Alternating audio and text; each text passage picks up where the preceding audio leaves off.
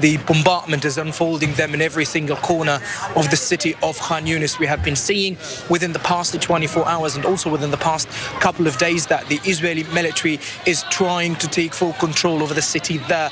But this time the military attacks had been reached to evacuation centers. We are talking about today one of the United Nations run facilities, which is a training center which had been turned within the days of the war into an evacuation center for thousands of people in the city of Khan Younis. Today had been bombardment. What does the IDF consider not a Hamas command center or training center? Like, is there a single building in the Gaza Strip that the IDF doesn't use that justification to bomb? Now today, a United Nations training center that had been housing hundreds of Palestinians suffered mass casualties at the hands of the IDF as Israeli forces continue to intensify attacks in the southern Gaza city of Khan Younis. As of right now, as we speak, it's known that 9 people were killed in the shelling with 75 people wounded. Here's more from the director of UNRWA explaining what allegedly happened at the UN shelter. For the last sort of 48 hours, there's been fighting in and around a training college that we run as UNRWA in the western outskirts of Khan Younis. Already in the last 2 days, there have been 8 people killed in and around this facility because of crossfire. This afternoon, the facility took a direct hit. It was actually on the carpentry building. Now, this is a building that's been housing 800 people who've been seeking shelter under a UN flag. We've got a team going up there right now that, in fact, just entered the facility. At this stage, we know that there are 9 fatalities and over 75 people have been injured in this tank strike on this building in an UNRWA training center in Khan Younis. Just want to note for the record, in case anyone's confused, you just heard from someone who is not a member of Hamas. You just heard from someone who's the director of UNRWA, someone who is attempting to provide humanitarian help to innocent Palestinian civilians. But nonetheless, he suspects that around 150,000 people are trapped in this part of Khan Younis, and said that the United Nations received absolutely no warning ahead of the strike on their facility. Waji Uygur, who is sheltering in the facility, said that he could see tanks near the building. We are completely surrounded. There are Israeli military tanks just outside the walls of the building. Some people have shrapnel wounds from the fighting in the area, and the building also sustained damage. In response to questions about the shelling, the IDF said the wider area was a significant base of, oh, you guessed it, Hamas militants. Dismantling Hamas's military framework in Western Khan Younis is the heart of the logic behind the operation, it said. And remember, this is in southern Gaza after they leveled northern Gaza and told Palestinian civilians to flee to the south for their safety. Not a single portion of the Gaza Strip is safe for any of the civilians there, half of whom are under the age of 18, many of whom happen to be children. That's why you see an overrepresentation of children getting killed in this war. Now, their main target appears to be the area around Khan Younis's long-standing refugee camp, which includes the Nasser and Al Amal hospitals, and also the UN training center. And while the IDF says that they have been telling people at these facilities to evacuate, residents say that leaving is impossible because the IDF is blocking roads and shooting at people who are trying to flee.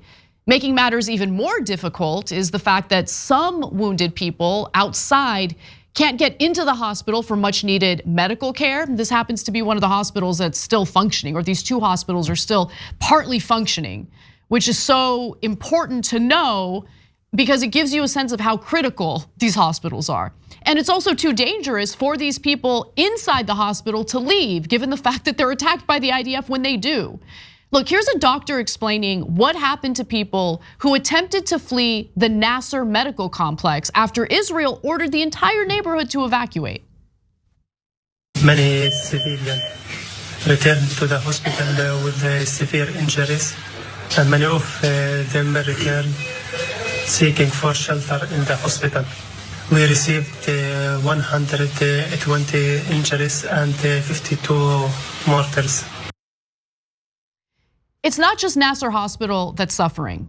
The Palestinian Red Cross Society, which runs the Al Amal Hospital, said troops had blockaded its staff inside and imposed a curfew in the area, including its local headquarters, where 3 displaced individuals had been killed.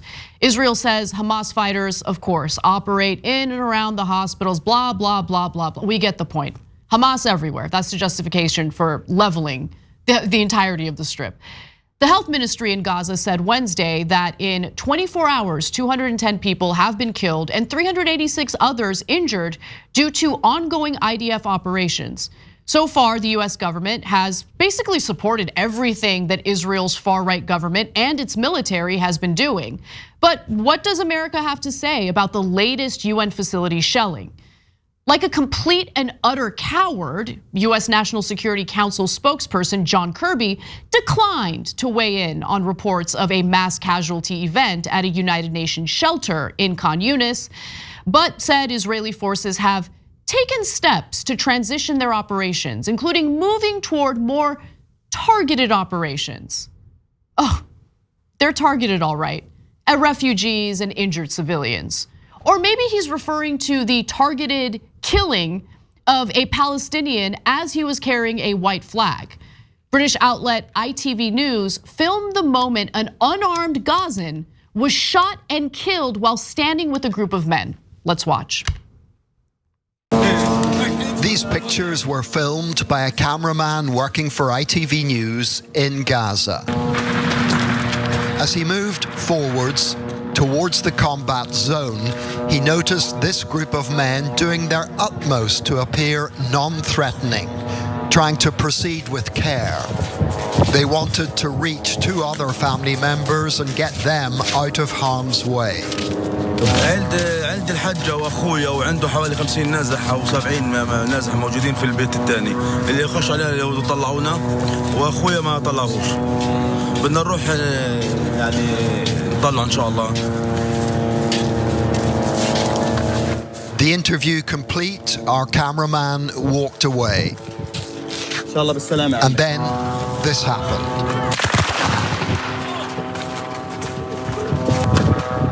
The interviewee had been shot and fatally wounded. You can see them place their flag on his chest. As he was carried away, the white flag was turning red.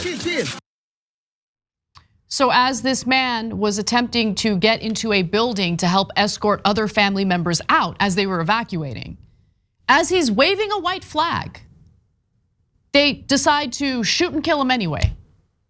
The victim was identified as 51-year-old Ramzi Abdul Salul. The Israeli Defense Forces, when approached by ITV News for comment, denied awareness of the incident. Questioned further, the IDF dismissed the video as clearly edited. So are they alleging that this news outlet in the UK, ITV News, is being dishonest in their reporting and editing the footage? Yeah, I think not. And we already know that Israeli forces shot at their own hostages as they were carrying white flags and speaking Hebrew. So the idea of them doing this again is really not far-fetched. The IDF says they'll continue heavy operations in Khan Younis for several more days, and that's despite the lies John Kirby spewed earlier. This is what's happening on the ground. And what's really amazing to me, what really stands out to me is how little the IDF or the Israeli government cares about at least working harder to prevent the kind of footage that we all just witnessed. The footage of a Palestinian man waving a white flag, getting shot and killed. You would think that you have reporters right there, you have a cameraman right there. You think they'd be smart enough, to at least cover up the war crimes they're engaging in. But it is amazing that they don't do that, right? It is amazing that they commit the war crimes and then they proceed to lie to us and accuse journalists of editing the tape. Because at the end of the day, it doesn't matter what the general public in the United States or the UK thinks about all this, whether or not they think the war is justified. They don't care. The only thing that matters is that the governments of these two countries continue to support Israel regardless of what it does. And that is certainly what we're experiencing here in the United States and in the UK. It's just so shameful, so embarrassing. You know, you can be in support of Israel going after Hamas while acknowledging that what is being carried out in the Gaza Strip, which has led to an incredibly high civilian death toll, is wrong.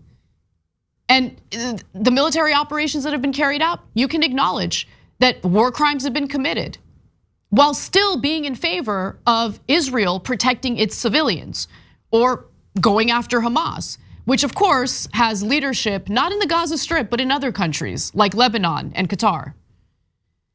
This is an absolute bloodbath. And honestly, I used to use the phrase indiscriminate bombing or indiscriminate attacks the IDF is carrying out in the Gaza Strip. But no, I think some of these attacks are actually targeted attacks. How do you shoot and kill an obvious Palestinian civilian man waving a white flag? That was a targeted shooting. IDF snipers shot and killed that man as he was just hopeful that he could get to the building to retrieve other family members for evacuation. That's what happened. All right, look, we're gonna move on to something entirely different. So shameful what the United States is complicit in, disgusting. Not just complicit, supportive of.